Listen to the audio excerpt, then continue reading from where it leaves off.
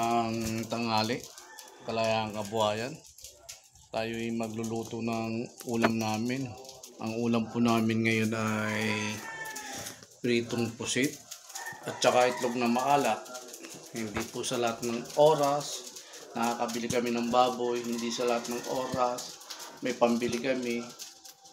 Siyempre, ilang driver, may oras na, sabi nga nila, may oras na magandang biyahe, may oras na matumal. Kaya huwag natin ugaliin na laging masarap ang nabibili nating ulam. May oras na talaga na medyo gaya ng ulam namin ngayon ay pritong pusit tsaka itlog na maalat.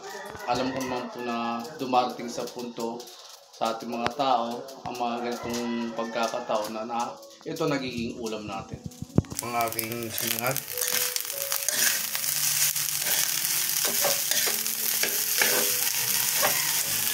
Ito po yung ulam namin, pusit na prito. Ayan po.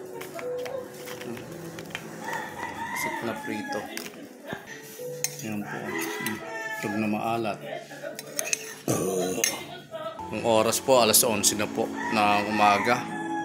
Ang petsa, October 11 po, 2025. Ang petsa po ngayon, October 11, 2025. Kaya, kain na tayo. Ulam na kain po, sir.